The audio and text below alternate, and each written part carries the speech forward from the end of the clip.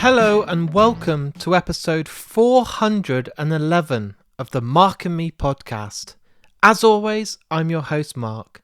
Now joining me on today's episode is the film director Christian Tafdrup. You will know Christian's work for directing and writing Speak No Evil. I'm not talking about the remake that's just come out, I'm talking about the original. But he was involved with the remake as well, and we talk all about that on today's episode, so I can't wait to bring you that in just a couple of minutes' time. But I always use the intro for every episode of Mark and Me, basically just to quickly touch base and talk about my last episode. On episode 410, which only came out 3 days ago, I was joined by Fran Healy, the singer and songwriter from the awesome band Travis. This interview was one of my most downloaded I've ever had, and that's only in 3 days. I just want to say now how grateful I am to both Fran and Travis for taking the time to share the episode, because that brought a whole new audience, so many new listeners to Mark and Me, and I'm so grateful for that. And also some of my best friends out there who I share these episodes with, and they've actually come back to me and said, and this means more than anything, it's their favourite episode that I've done. And friends like my good friend Mike and Darren, who I've mentioned on the podcast before, literally said to me, it's one of my favourite episodes you've done. And it's those pats on the back from genuine, true friends that mean the whole world to me. So I'm really proud of this one, and I just want to say now how grateful I am to everybody that has taken the time to listen and also taken the time to share the episode. Now, before we get to today's interview with the genius Christian Tafdrup, what I do want to do is give a shout out to the sponsor of the podcast, my good friends over at Vice Press. If you go and visit their website, vicepress.com, you will see a whole range of beautiful art prints from some of the best artists on the planet. Now, the owners of the company, James and Matt, have been really kind and offered the listeners of Mark and Me a 10% discount. And all you have to do is use the discount Mark and Me 10. That's the code you need to copy in and add it to the basket on anything you buy from their store. Now, trust me, when you go on their site, they have some great things. All things horror, action, sci-fi, Star Wars, Star Trek, you name it, they have licensed collectibles and beautiful art prints, and you will want to treat yourself to something really good. So make sure you take advantage of this great offer, and thanks again to Vice Press. Now let's get to today's interview, because Speak No Evil is an absolute incredible film, and if you check out my socials this week, I'm going to be giving away a couple of these on DVD too. So let's get straight to the interview. Here's me and Christian talking all things film. So Christian, welcome to the Mark and Me podcast. Well, thank you for having me. It's an absolute pleasure. Now, Christian, what I do with all guests that come on is I like to go right back to the very beginning, and I like to know when you're a child and you're growing up, those first memories of watching films, maybe with family or at home or at the cinema, but those first early memories that made you fall in love with cinema. Wow, what a big question.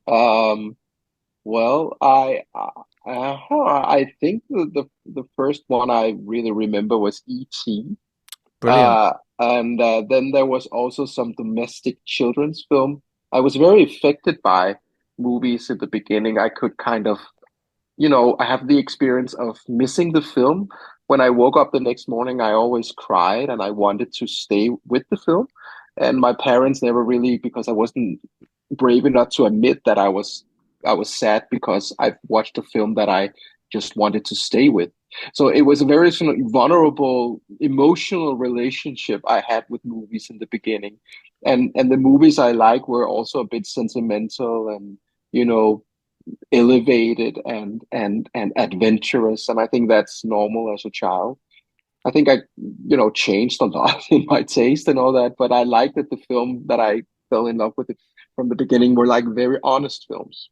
Yeah, I mean, stuff like E.T. is a beautiful story. As a kid, I remember being quite scared of it, but obviously the heart in that film is like nothing else. And Yeah, and it hasn't really changed. I think I rewatched it some years ago and I felt the same way. So some films just stays with you forever, even though you grow up. did you know from a young age that that was what you wanted to do, or were you at school and studying something else, or was it always in your heart that you wanted to do films yourself, or was it always later as a kind of a thing that came into your life as you grew older? Well, I wanted to be an actor since I was a child, and Yeah. I'm also have that as my education, and I spent years of acting. And then I think when I was a teenager, I began dreaming of creating movies myself. I've always been writing, and acting and writing and directing has been some of the same thing for me. I did a lot of short films and made some, we were very much inspired by Monty Python in my teens, and we made, something similar and made a lot of sketches with a camera. So I've always wrote a lot. And then I think I was working as an intern at Centropa, which is a very famous Danish company, and looking at these people, it was during the Dogma period, really inspired me to become director myself. But it isn't just before recently that I kind of allow myself to call myself a film director. I didn't regard it as a hobby, but it was something that I thought, because I'm an actor, that it wasn't really my identity. And now I kind of changed career. I think I do more films and now than I act. Yeah. Do you feel that it has an advantage? Because I speak to some people that have started out as an actor and then gone into a director. I always have a lot of respect for people that then decide to go behind the camera instead of in front of it. And I wondered, do you think that gives you an advantage because you know how to be treated, you know how directors have spoken with you and directed you in the past, that then you know how to take some of that skill or expertise and then use it yourself? Yeah, in some ways I do. I mean, the funny thing is that you can be, really lousy with actors and a bad person, but you can be a brilliant filmmaker, and you can also be the most nicest, very, very gifted director, but you make bad films. So I think there are so many things that can make you a great director. I like actors. I like to work with them, and I know how to communicate with them because I work with so many directors. I always kind of what works for me. I try to create a nice set where they feel safe, and I want to talk to them. I want to inspire them, and I also want them to make decisions.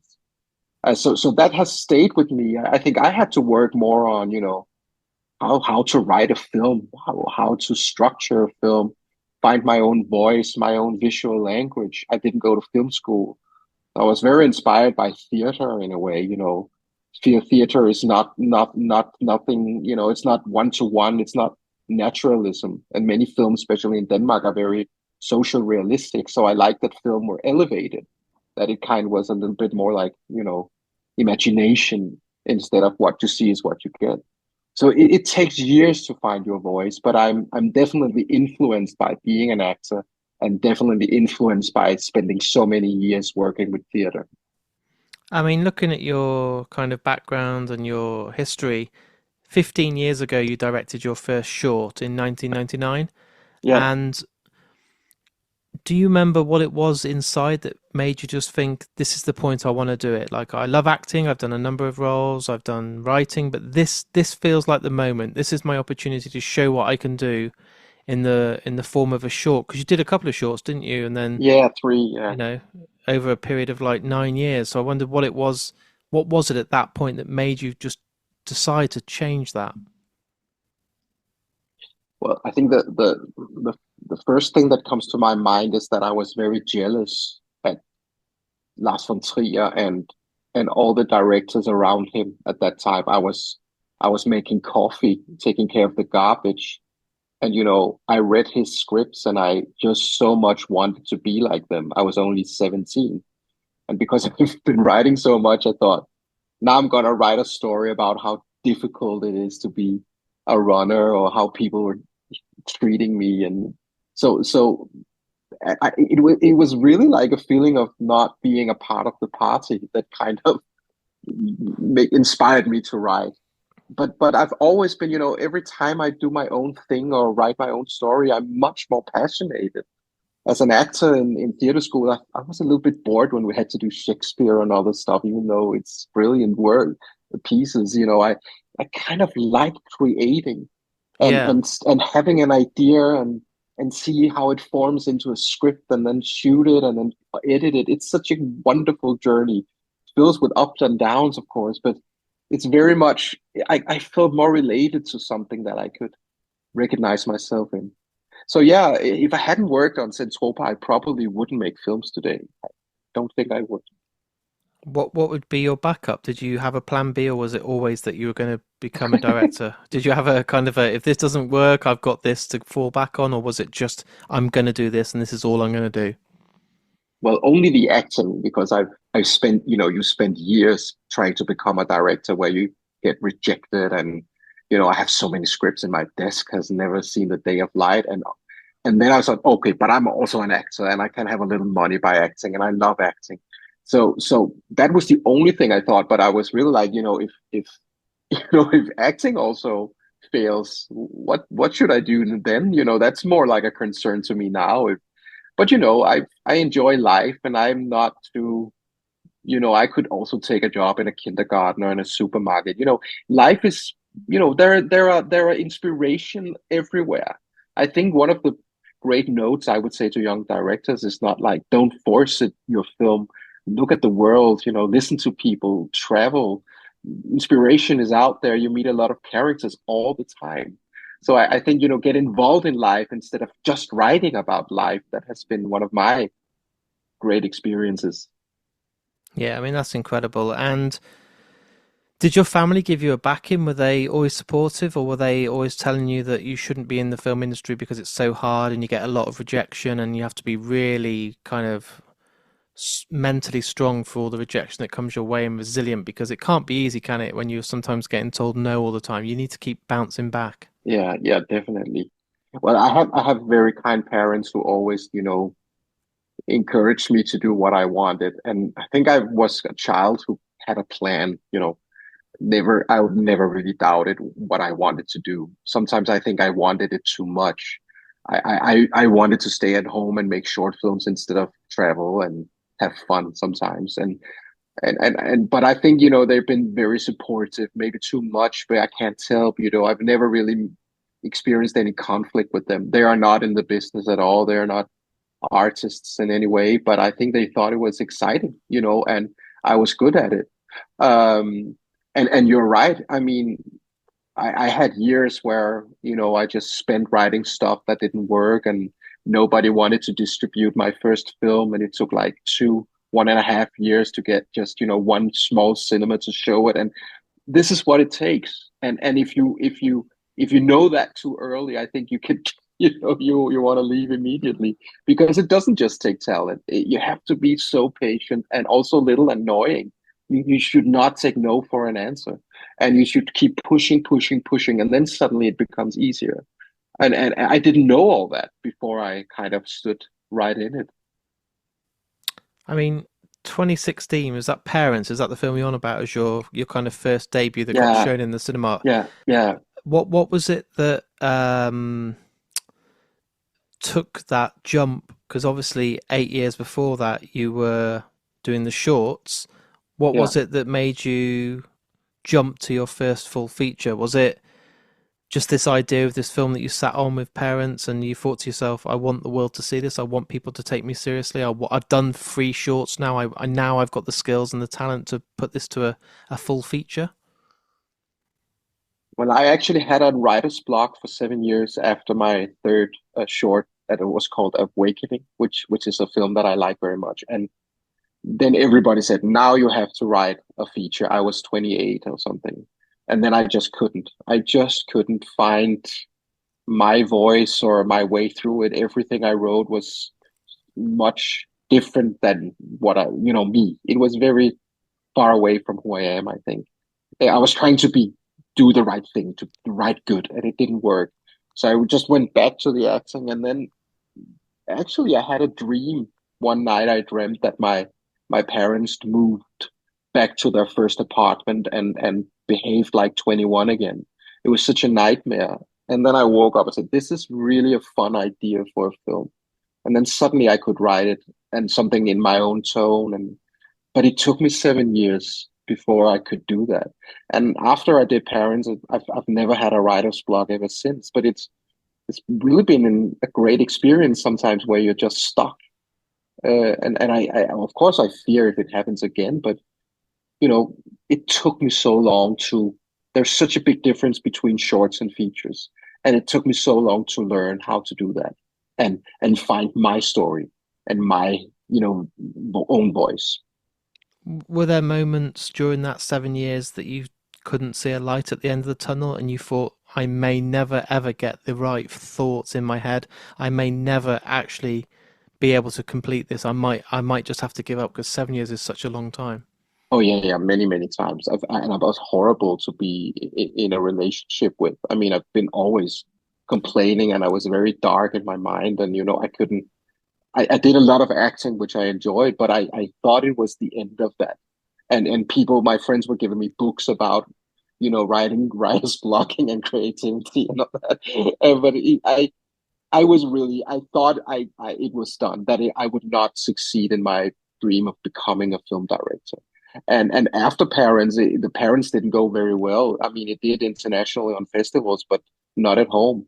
And so it was just at my second film, A Horrible Woman, which we made in 16 days. It became a very big success. And there I thought, now I got it. Now I know which way to go. So, I was 39 at that time.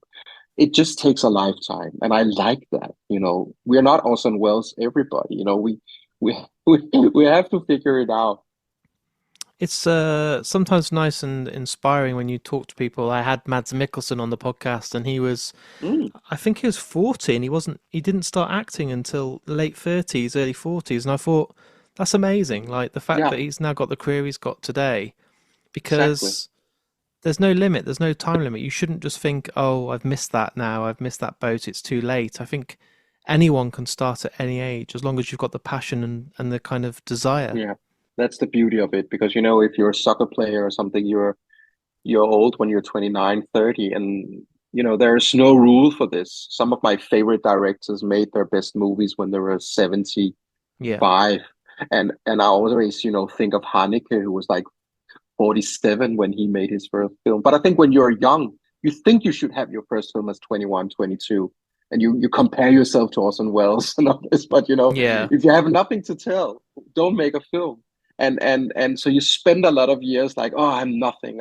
I'm older than he is, and then I just thought of Haneke or Buñuel, which I like a lot, who made his classics when he was 70. I mean, there are really no rules for this, but you've got to have something to tell.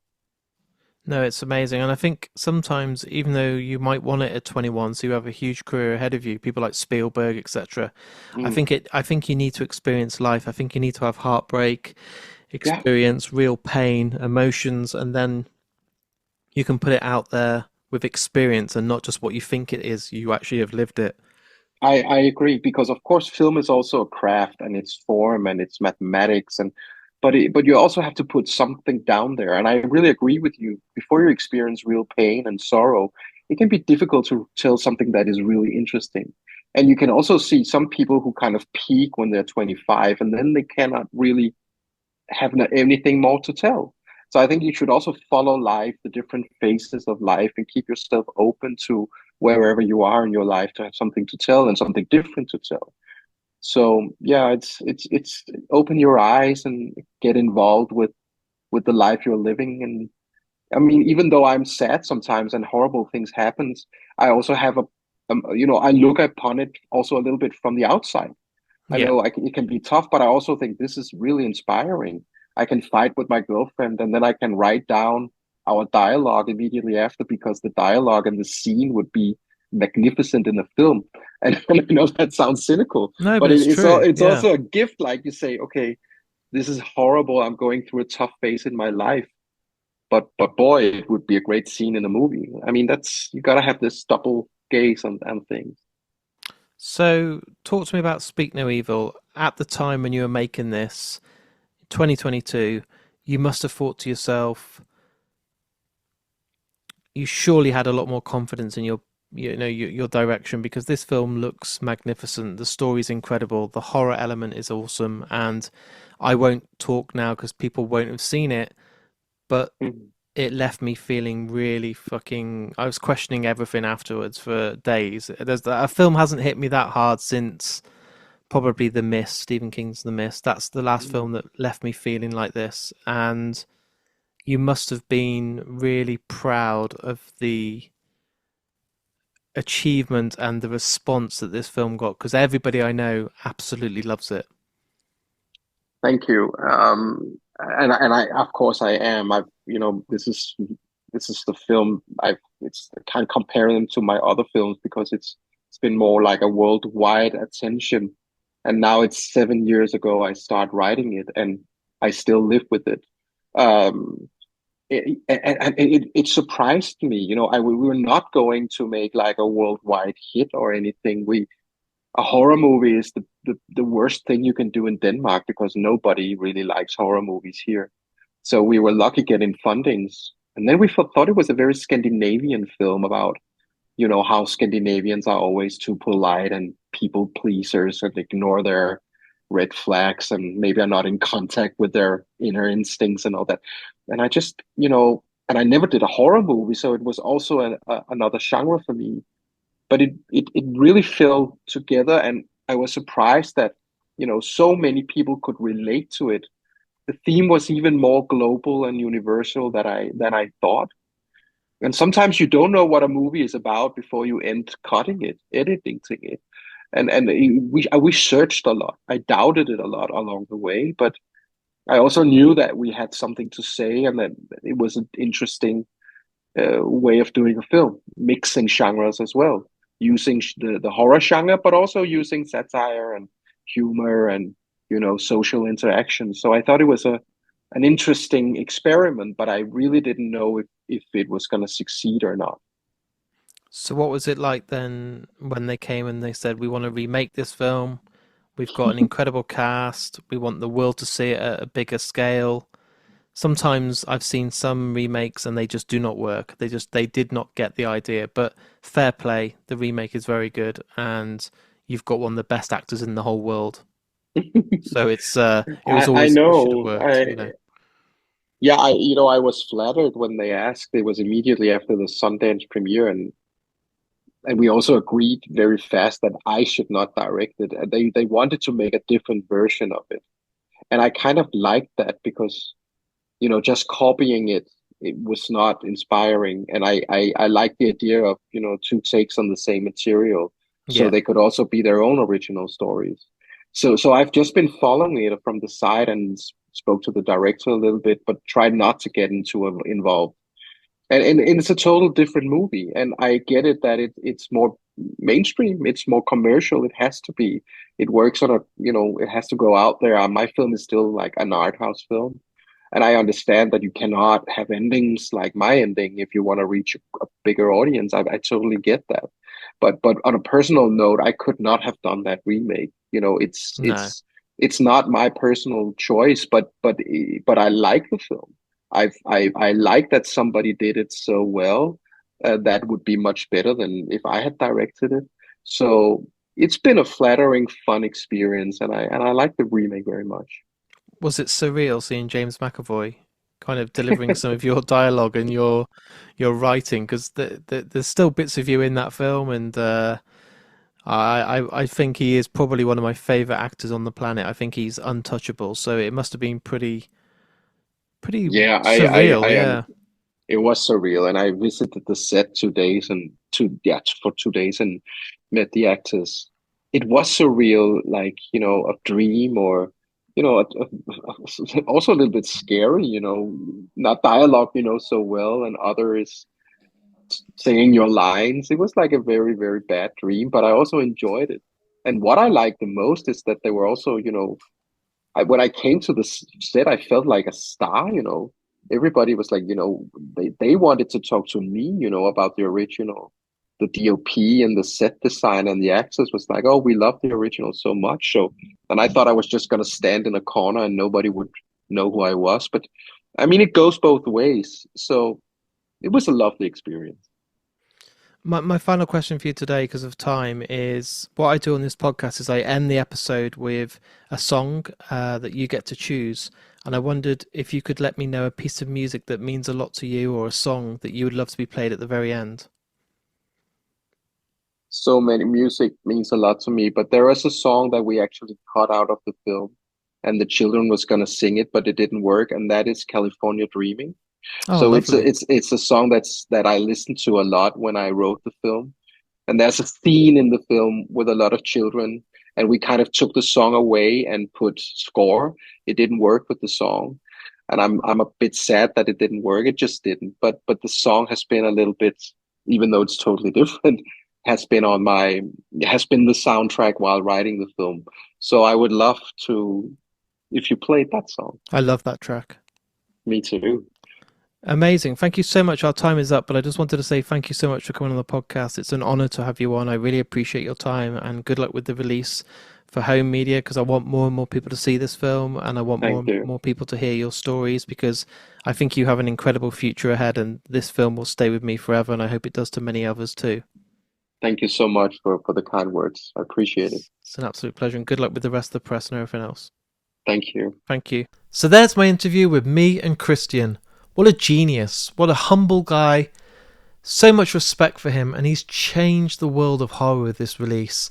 And it's so good to see that the actual remake has done this film justice. It's really good as well to see a great cast. I mean, James McAvoy is probably one of the best actors on the planet. But if you can, take the time to go and watch the original. Loads of my friends say it's one of their favourite horrors that they've ever seen. It's got some really nasty bits, so I'm warning you, it's not one to watch with Nan at Christmas, but check it out and then let me know what you think. If you've enjoyed today's episode with Christian, please share it, because it's the best way of getting the name of Mark and Me out there. As I always say on every episode of Mark and Me, for you guys at home listening, these podcasts will always be free, but what I do ask is you to share it, because it literally takes a touch of 2 buttons if you're on something like Instagram, Facebook and Twitter, and all you have to do is literally share it amongst your friends. And the reason I asked to do this is there will be people out there that know of this film or know of the remake. They'll then click the link, that takes them to the Mark and Me page, they might suddenly see bands they like or actors or directors, and then they subscribe, and then that's a whole new listener just because you literally clicked a couple of buttons, and that's how powerful it can be. Anyone that knows me will know that Mark and Me is just a one-man team. I don't have a producer, an editor, a marketing team. It's all me. So if I can have any support from you guys, I'm not asking for money. I'm literally asking you just to share the episodes, because it really helps and makes a difference that you wouldn't believe. Now, if you are feeling generous and kind of want to say, it's Christmas, I want to get Mark a treat, then why not sign up to Patreon? It's literally only a couple of pounds a month. And for that, you get a welcome pack, which includes stickers and a badge. Every month you get a newsletter. And I won't try and avoid this. I've been a bit slack with the lost tapes, but the good news is I've got them all lined up, and you're guaranteed one episode which is exclusive to Patrons only. They're interviews that no one else will hear every single month for 2025, and that's a guarantee. I promise you to that. So if you do want to do that, all the money that you put into Patreon goes right back into Mark and Me, allows me to go out there and record more interviews for you guys, which basically means more podcasts for you guys at home.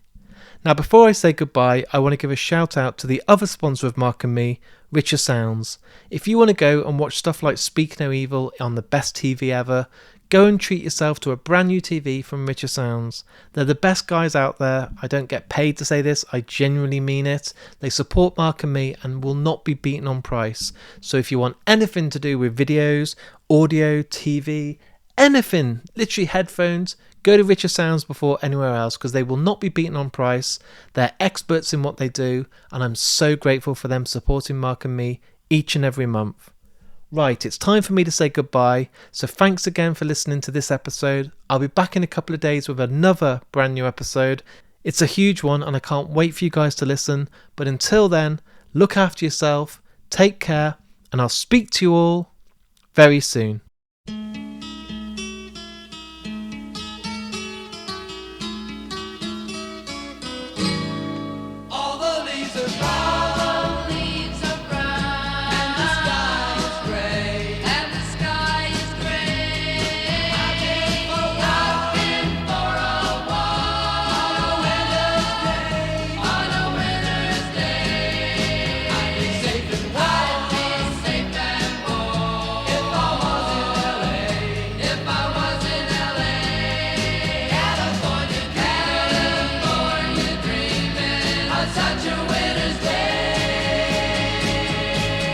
Stopped into a church. I passed along